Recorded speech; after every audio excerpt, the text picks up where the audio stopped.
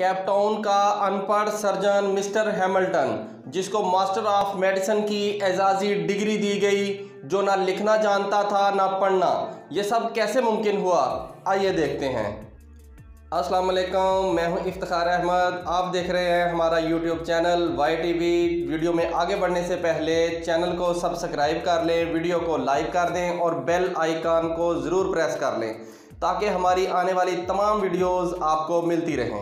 Cape Town की medical university को तबई दुनिया में मुमताज़ हैसियत हासिल है। दुनिया का पहला बाईपास ऑपरेशन इसी यूनिवर्सिटी में हुआ था। इस यूनिवर्सिटी ने चंद साल पहले एक ऐसे सियाफाम शख्स को मास्टर ऑफ मेडिसिन की एजाज़ी डिग्री से नवाजा जिसने ज़िंदगी में कभी स्कूल का मुंह नहीं देखा था, जो अंग्रेज़ी का एक लफ्ज़ पढ़ सकता था और ना ही लिख सकता था।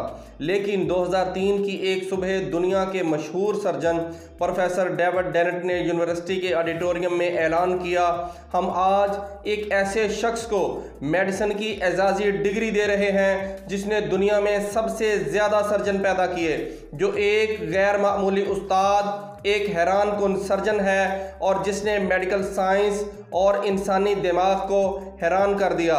इस ऐलान के साथ ही प्रोफेसर्स ने हैमिल्टन का नाम लिया और पूरे ऑडिटोरियम ने खड़े होकर उसका इस्तकबाल किया।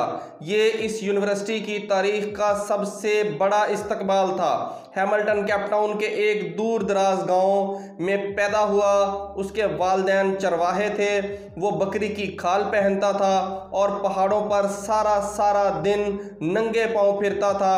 बचपन में उसका वालिद बीमार हो गया, लिहाजा वो भेड़ बकरियां छोड़कर केपटाउन आ गया। इन दिनों केपटाउन यूनिवर्सिटी में तामीरात जारी थीं। वो यूनिवर्सिटी में मजदूर भर्ती हो गया। उसे दिन भर की मेहनत मुशक्क़त के बाद जितने पैसे मिलते थे वो ये पैसे घर भिजवा देता था और ख़ुद चने चबाकर खुले ग्राउंड में सो जाता था। वो बरसों मजदूर की हैसियत से काम करता रहा।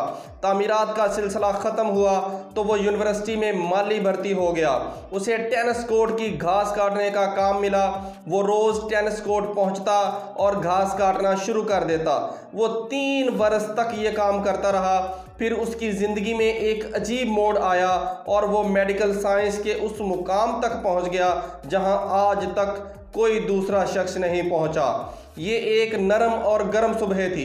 प्रोफेसर रॉबर्ट जोन्स ज़राफ़े पर तहकीक कर रहे थे। वो ये देखना चाहते थे जब ज़राफ़ा पानी पीने के लिए गर्दन झुकाता है तो उसे गशी का दौरा क्यों नहीं पड़ता। उन्होंने ऑपरेशन टेबल पर एक ज़राफ़ा लिटाया, उसे बेहोश किया, लेकिन जो ही ऑपरेशन शुरू हुआ ज़राफ़े ने गर्दन हिला दी।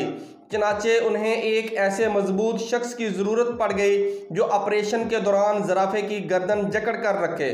प्रोफेसर थिएटर से बाहर आए। सामने हैमिल्टन घास काट रहा था। प्रोफेसर ने देखा वो एक मजबूत कद काठ का सेहतमंद जवान है।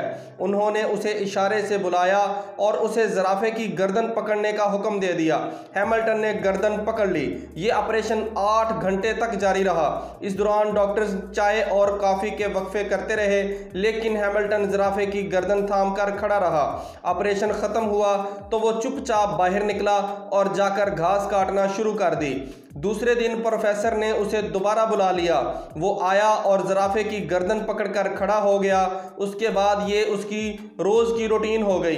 वो यूनिवर्सिटी आता, 8-10 घंटे ऑपरेशन थिएटर में जानवरों को पकड़ता और उसके बाद टेनिस कोर्ट की घास काटने लगता। वो कई महीने दोहरा काम करता रहा और उसने इस ड्यूटी का किसी किस्म का इजाफी मुआवजा तलब किया और ना ही शिकायत की। प्रोफेसर रॉबर्ट जोन्स उसके इस इस्तकामत और इखलास से मुतासर हो गया और उसने उसे माली से लैब असिस्टेंट बना दिया।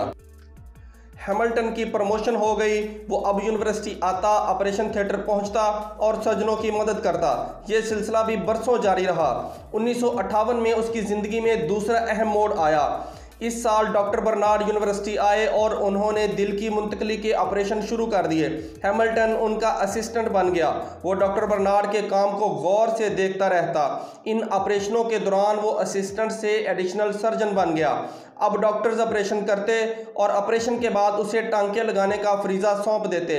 वो इंतहाई शानदार टांके लगाता था। उसकी उंगलियों में सफाई और तेज़ी थी। उसने एक दिन में 50-50 ऑपरेशंस के टांके लगाए। वो ऑपरेशन थिएटर्स में काम करते हुए सर्जनों से ज़्यादा इंसानी जिस्म को समझने लगा। चनाचे बड़े डॉक्टरों ने उसे जूनियर डॉक्टरों को सिखाने की जिम्मेदारी सौंप दी। वो अब जूनियर डॉक्टरों को ऑपरेशन की तकनीक से सिखाने लगा। वो आहिस्ता आहिस्ता यूनिवर्सिटी की अहम तरीन शख्सियत बन गया। वो मेडिकल साइंस की इस्लाहात से नावाकिफ था, लेकिन वो दुनिया के बड़े से बड़े सर्जन से बेहतर सर्जन था। 1970 में उसकी ज़िंदगी में तीसरा मोड़ आया। इस साल जिगर पर तहकीक शुरू हुई तो उसने ऑपरेशन के दौरान जिगर की एक ऐसी शरेयान की निशानदेही की जिसकी वजह से जिगर की मुंतकली आसान हो गई। उसकी इस निशानदेही ने मेडिकल साइंस के बड़े दिमागों को हैरान कर दिया। आज जब दुनिया के किसी कोने में किसी शख्स के जिगर का ऑपरेशन होता है और मरीज़ आंख खोलकर रोशनी को देखता है तो इस कामयाब ऑपरेशन का सवाब बराह रास्त हैमिल्टन को चला जाता है। उसका मोहसन हैमिल्टन होता है। हैमिल्टन ने यह मुकाम इखलास और इस्तकामत से हासिल किया। वो 50 बरस कैपटाउन यूनिवर्सिटी से वाबस्ता रहा। इन 50 बरसों में उसने कभी छुट्टी नहीं की। वो रात 3 बजे घर से निकलता था, 14 मील पैदल चलता हुआ यूनिवर्सिटी पहुंचता और ठीक 6 बजे थिएटर में दाखिल हो जाता। लोग उसकी आमदोरफ्त से अपनी घड़ियां ठीक करते थे।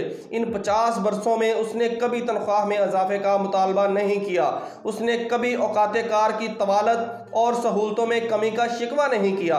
फिर उसकी ज़िंदगी में एक ऐसा वक्त आया जब उसकी तनख्वाह और मराआत यूनिवर्सिटी के वाइस चांसलर से ज़्यादा थी और वो एजाज़ मिला जो आज तक मेडिकल साइंस के किसी शख्स को नहीं मिला।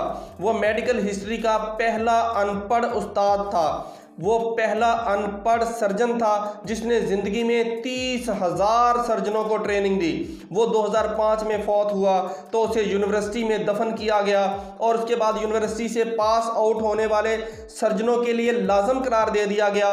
वो डिग्री लेने के बाद उसकी कब्र पर जाएं, तस्वीर बनाएं और उसके बाद अमली ज़िंदगी में दाखिल हो जाएं। और ये सारा मुकाम हैमिल्टन ने सिर्फ एक हाँ से हासिल किया।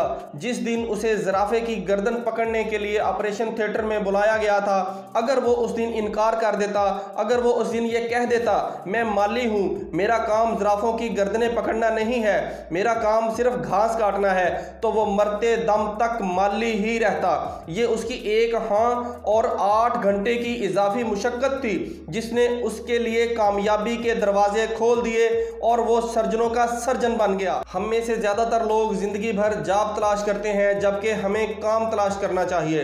दुनिया की हर जॉब का कोई ना कोई क्राइटेरिया होता है और ये जॉब सिर्फ उस शख्स को मिलती है जो उस क्राइटेरिया पर पूरा उतरता है, जबकि काम का कोई क्राइटेरिया नहीं होता। मैं अगर आज चाहूँ चंद मिनटों में दुनिया का कोई भी काम शुरू कर सकता हूँ और दुनिया की कोई ताकत मुझे बाज नहीं रख सकती।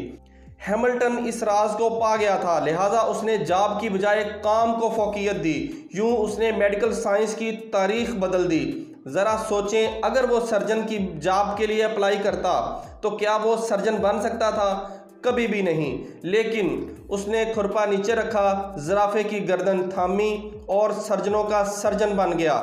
और हम इसलिए बेरोज़गार और नाकाम रहते हैं कि हम सिर्फ जॉब तलाश करते हैं, काम नहीं। जिस दिन हैमिल्टन की तरह काम शुरू कर दिया तो हम भी बड़े और कामयाब इंसान बन जाएंगे।